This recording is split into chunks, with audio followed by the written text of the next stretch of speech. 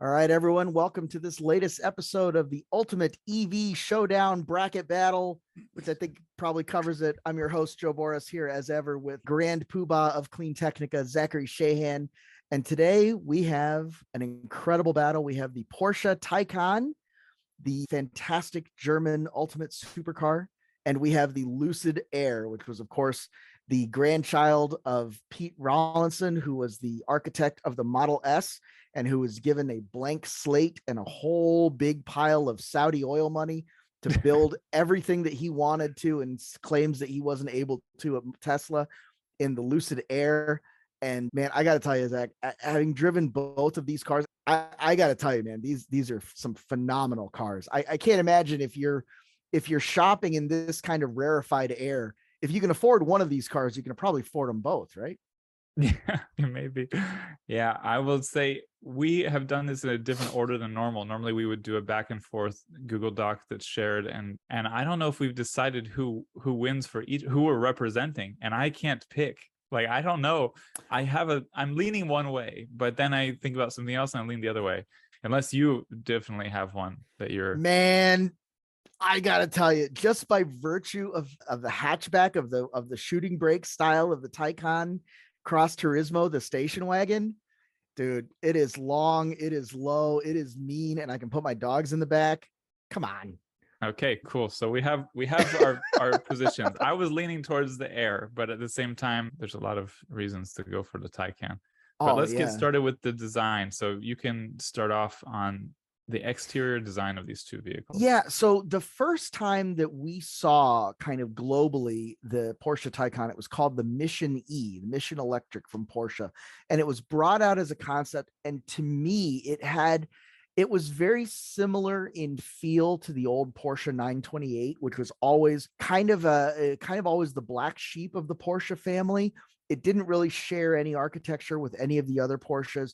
It was brought out in the late 70s as a sort of grand touring, big, heavy kind of luxury Porsche, where the 911 that it was supposed to replace represented the old technology. And there was such a backlash from the Porsche purists against this water-cooled V8 front engine Porsche that they shunned it immediately. But over the years, it became kind of a classic for its own merits.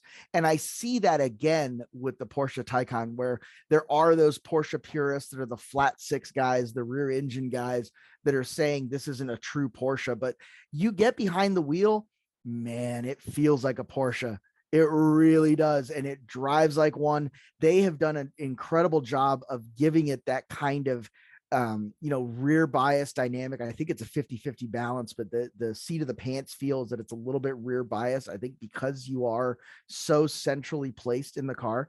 And I think that if you put it up, you line it up next to the other Porsches, specifically the Cayman and the 911, and it really feels much more a part of the Porsche family than the Panamera does, or that big goofy SUV thing the Cayenne does. It really feels like a purist Porsche and not like a You forget cynical they have cash grab. The Macan now too. Ah, yes, the world's most expensive Volkswagen Golf. Oh, what a That's cynical vicious. dude. If you want to Vicious. talk about cynical cash grabs, there have been few and far between in the automotive industry that are more of a cynical cash grab than the Macan and like the Audi TT and all that are all Well, based I'll on the just say, Beetle. I think the Macan looks fabulous. And if you're driving a Porsche and you're like, I've got a Porsche and it looks like it's a fabulous little SUV called Macan, and I would be like, that's awesome, man. But Phenomenal. I love your take. It's funny, actually. It's going to change my perspective. I will just starting with this exterior styling. I'm in Florida, and there's quite a few Taycans around here, and they've been around like for a while.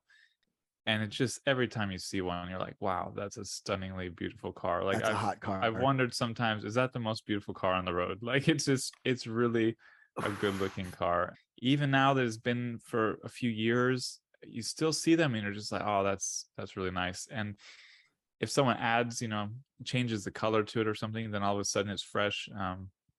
The Lucid Air, I wasn't I was I was more of a fan of how it looked in pictures than when I saw it in person from a distance. But then I saw it in person up close a few days ago, and I again thought, oh, that is really good looking car. So I go back and forth on it, but it's not hooked, it hasn't hooked me like the Taycan. Like the Taycan was never a question. Yeah, that's a wonderful looking car. The Lucid Air, if you look at it from the wrong angle, can look weird. But then It other can look times awkward. Yeah. it's got a really sleek, luxurious, I've got more money than you look to it. I think that's what it's about. And it's really looks really good in a lot of ways too. Two things about the Lucid Air, and you've heard me talk about this before when I talk about like Harley Davidsons or, the high-end CVO bikes and also when we talk about Teslas and we've talked about this in the past with the Mazda paint and everything else, the build quality, the quality of materials, the quality of paint, the way that everything lines up perfectly. There's a shut line at the hood of the Lucid Air. You can just see it over your left shoulder in the picture there. And that actually carries through in a subtle crease along the door, back over that rear fender flare, and then picks up again in the tail light. And it is absolutely perfectly aligned. And I was talking to a guy about the work that they put into the reflection lines of the car, that if they're off by the thickness of a piece of Scotch tape, it'll throw off that reflection line by 1/4 of an inch, and it will break that illusion of being made of a constant whole. So that is the level that Peter Rawlinson and his crew of detail and design that they have put into this car. And if you're the type of person who wants to geek out over little details like that, the Lucid Air has a ton of them for you. The second thing I will say is, in person, the car is probably a lot smaller than you think it is. It fits in that, like, it's not quite a BMW 5 Series. It's a bigger than that, but it's not quite as big as the 7 Series. It fits in that Volvo S90 short wheelbase kind of setting where it's bigger than the 5s, bigger than the Mercedes E-Class, but smaller than the S-Class. And it's a really neat kind of packaging gimmick, because even though the exterior of the car seems smaller than the S-Class or the EQS, from inside, it actually feels quite a bit roomier. I'll be a little more clear on my preferences on the design here. So there's something about the Air that's still just a bit too long and flat, and like just sort of flat is the way I would describe it. I know it's not flat, but it has a kind of like bus stop bench seat flatness look to it in my opinion, in some ways. And even that cool kind of design at the front on the hood still is like this long flat thing.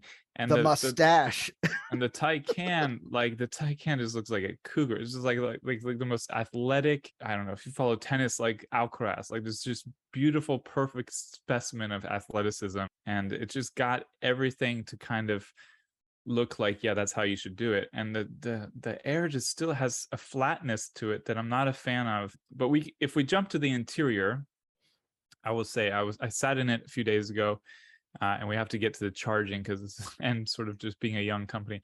But I sat in it a few days ago, and oh my gosh, the interior on the front with the screens is just impeccable. Like they have integrated those beautifully, as good as it gets. I haven't seen better. And in the back, you have a lot of leg room. Like immediately thought, oh, this is for the Chinese market, like, where you get driven around.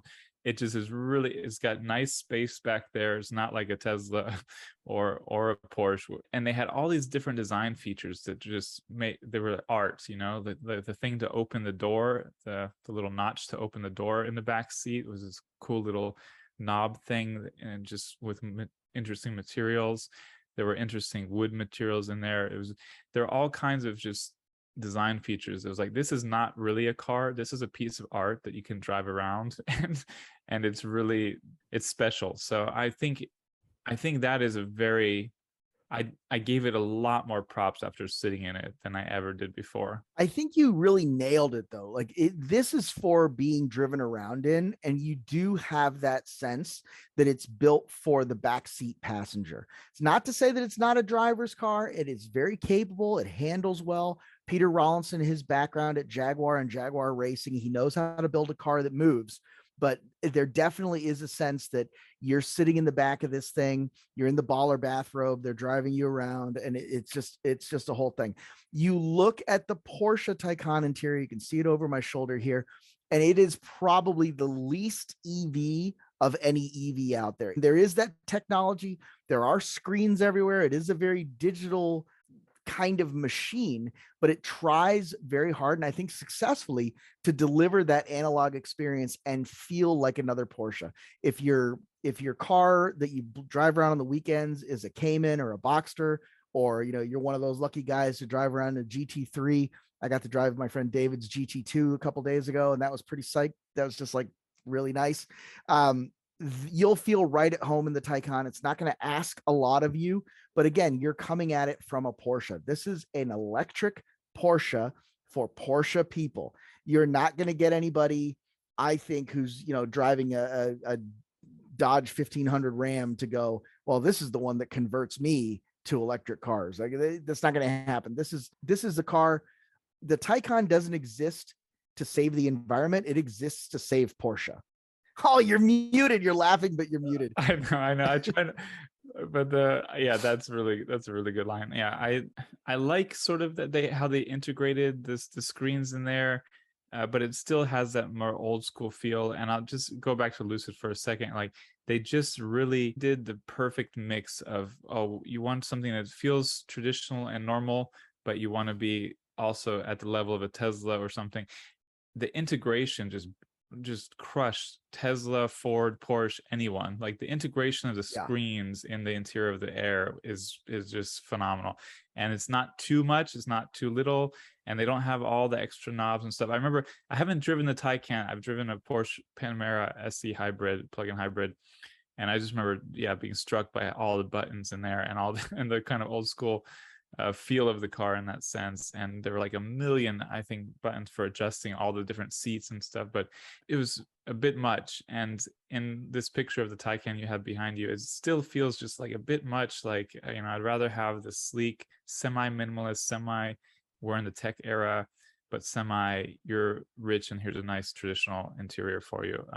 Feel to it. So I like that comment of, we are in the tech era, right? Because there certainly is some of that where, you want to get away from the historical heritage of what you're driving. And I mentioned before that I was recently driving a Genesis, the Hyundai Genesis G80.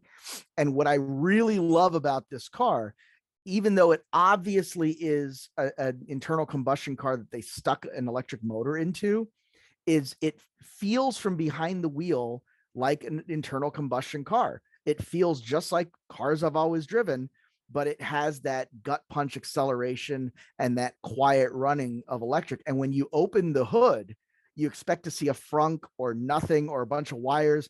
They have this electric motor done up to look like a big V8. It looks awesome. It's the first electric car I've ever seen that I would go to a Cars and Coffee and pop the hood with and just let everybody like gape in wonder in there.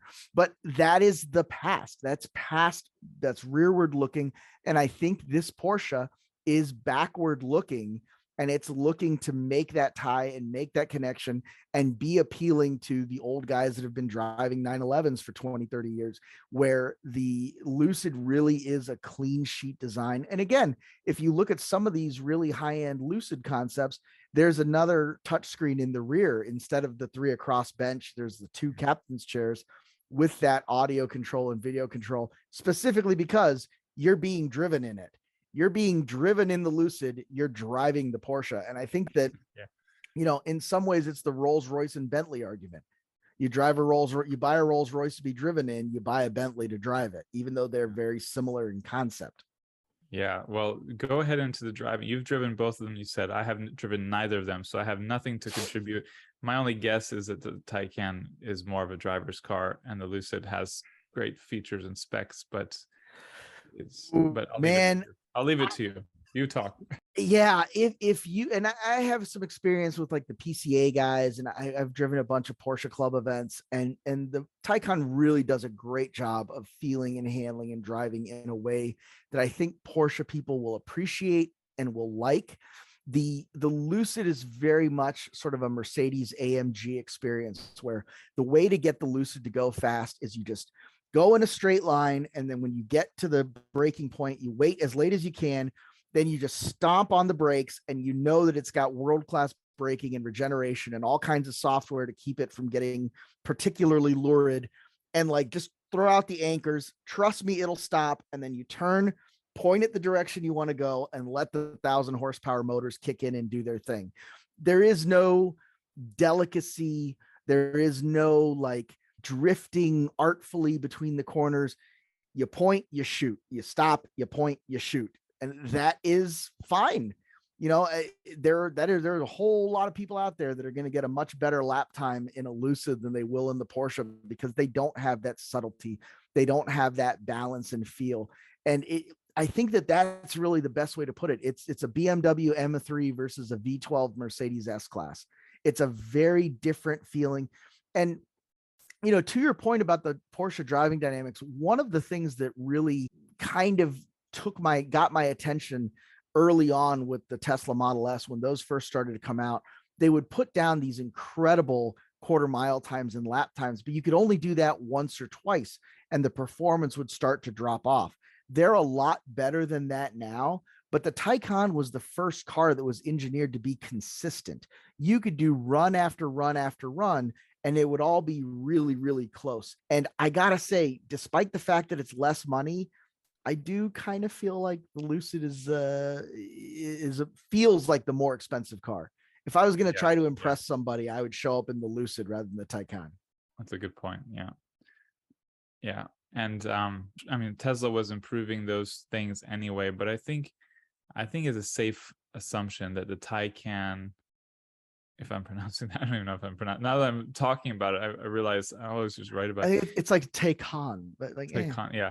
That it pushed Tesla to get better, like, because they were like, oh, we can do this better. We're Porsche, and Tesla's like, okay, we're ready to go head to head with you, but still they wouldn't have gone perhaps as far as they did if it wasn't for Porsche pushing with the Taycan. And now, I mean, it's just, again, it comes down to preference. But I want to get to charging a bit, but I was at this charging station. I was on the verge of leaving. This guy pulled up and needed to charge, and there was no space to charge. And I was like, oh, I'll head out. And I was eager to spend some time in the car anyway, and was talking to him, and he's like, oh, you can get in and look at it. And then I find out that it wasn't charging at home, and they said that it comes with an adapter thing, but they were going to send a new one since it wasn't charging correctly at home. And he had never charged at a public station either, he just got it a few days ago. And this is a Lucid. Yeah, this is the Lucid. And I was like, oh, I'll help you do it here, show you how to do it, because he didn't have an account yet. And I was like, oh, I can start it for you. So we plugged it in, preparing to charge it said preparing to charge on the screen in the Lucid for 5 to 10 minutes. We moved it to another one, same deal. The car wouldn't charge. It was at 19%. It wouldn't charge at home, wouldn't charge at the charge point station. And something was wrong with the internal, charger in the car, seems like. I mean, as far as I could tell. And, they have one service center in Florida. It's on the other coast, West Palm Beach. We're on the Gulf Coast here. And, it was an older couple who were very thrilled with their car. They loved it. They could see they were going through growing pains as early adopters. And I felt very bad for them, but at the same time, they had a good attitude about it. And they're like, well, we'll call them up. They'll deal with it, And I don't know if they come over from West Palm Beach or they come and they tow it over to West Palm Beach. I don't know how they deal with it, but it's not how you want to spend the first week with your Lucid Air that you paid a fortune for. So it was like, oh man, that sucks. That's the hard thing about being an early adopter. Of course, you have the benefits of, hey, you've got a Lucid Air, no one else does. Oh wow, let me see that car. Oh wow, that looks fancier and more expensive than a Porsche. So you have all those benefits, but you have the growing pains. And Porsche is established, and they know what they're doing. And even if you have a problem, there's a service center nearby. There's a service center nearby, but this speaks to one of the different mindset advantages that a legacy auto brand has versus a startup. When you talk to the guys at the startups, they talk about being nimble, being able to pivot, being able to move more quickly because they don't have this legacy mentality. But the legacy mentality prevents stuff like that from rolling out.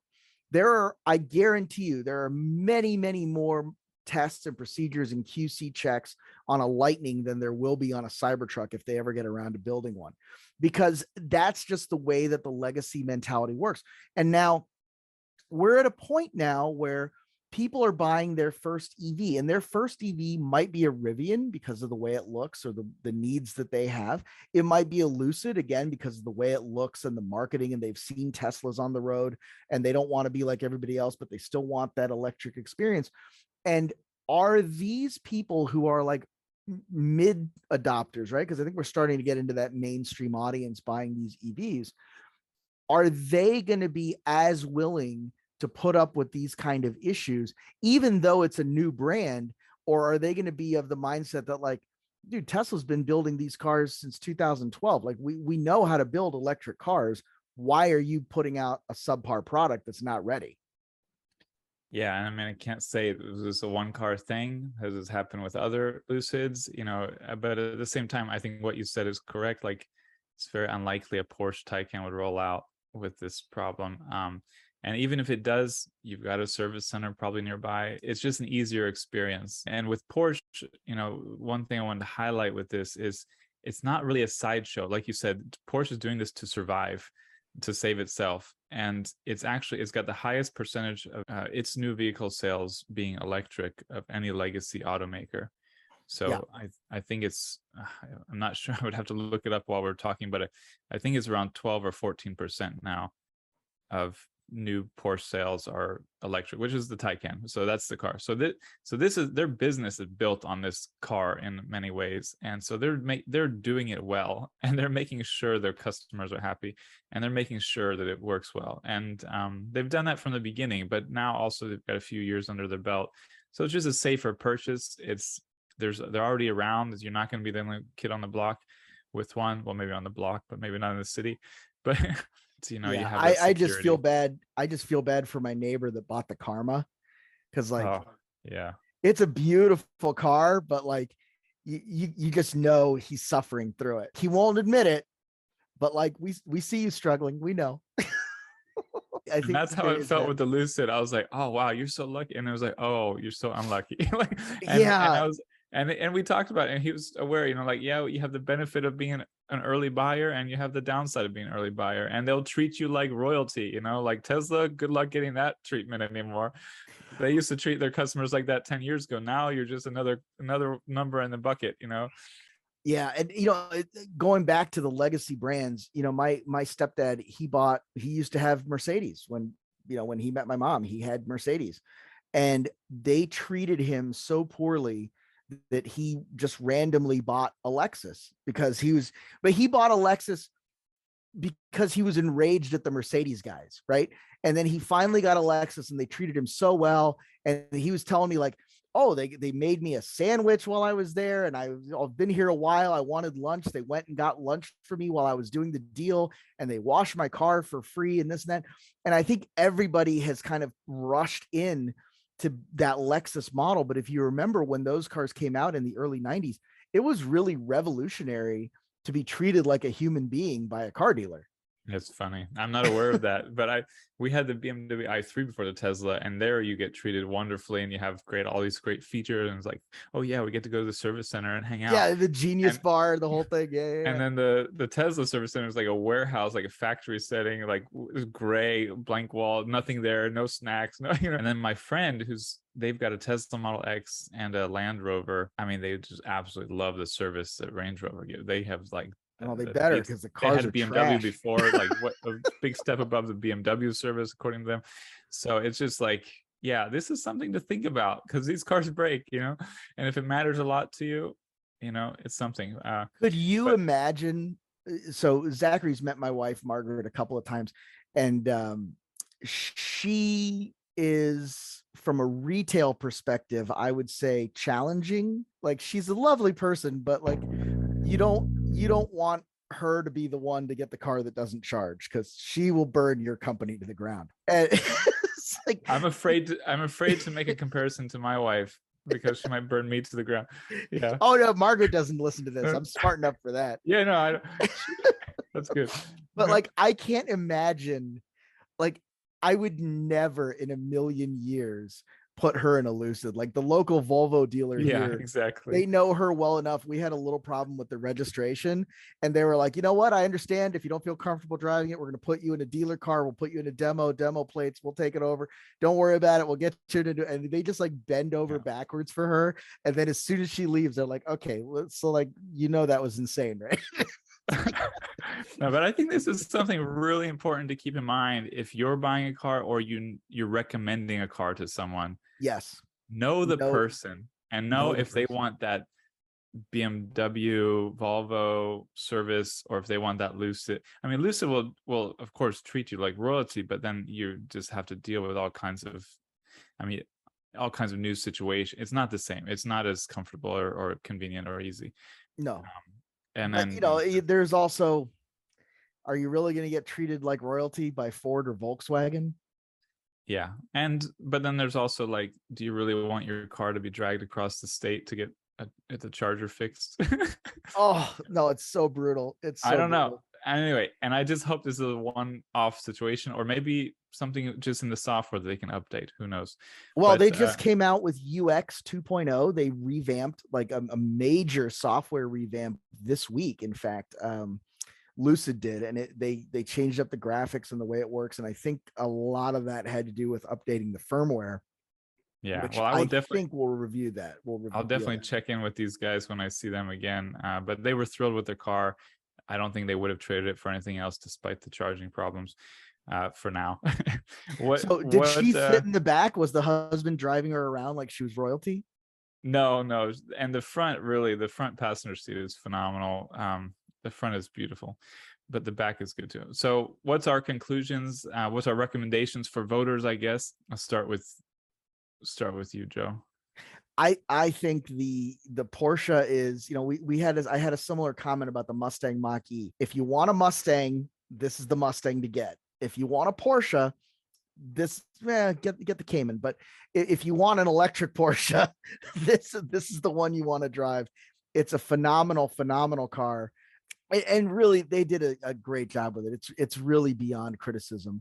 Is it as good as the Lucid from an engineering perspective?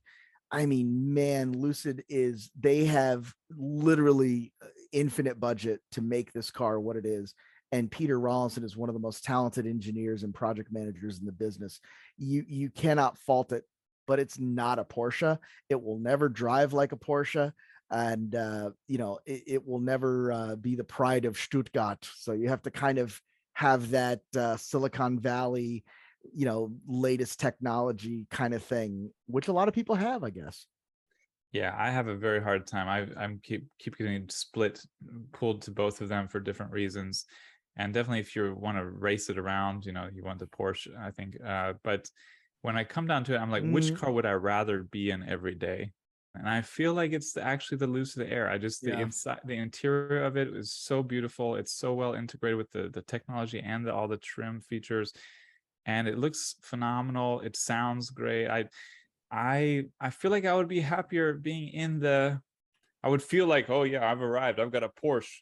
I'm driving around the Porsche. Like, look at me, I'm successful. But with the Air, I would just be like, yeah, this is a life. I like this. So to that end, just remember that the fastest production car around Laguna Seca right now is not a Taycan. It's a Lucid Air Sapphire. So maybe throw out all of our comments about what's better on the track. Yeah, throw out all of it. I have a hard time believing it's better on the track, but at the same time, again, look, there's a lot of different ways you can measure what is a good car on a track and what makes an exciting sports car. And there are some people that will talk to you about balance and the feel of the wheel and all of that. And then there's other people who are pragmatists who will tell you which one had the lowest time, because that's what this is about. And if you're one of those people where the stopwatch tells the tale, it's the Lucid all day long. That's interesting. That's funny. Well, I'm just happy that your head was not sitting in the floor of one of these cars interiors for Next this time, episode. next time. No, keep yourself above ground here. All right, man. Well, I think we got a show for this one, guys. When you're looking at this, be sure to hit that subscribe button. Definitely go over to cleantechnica.com, cast your vote. And we probably won't rig the voting one way or the other. I'm sure it'll be yeah. We'll put the survey here in the description of the YouTube video and the link for that, and also in the article about this. But we're now relying on you guys to decide who gets to go forward in the ultimate EV battle bracket, or ultimate EV bracket battle. It's one of those.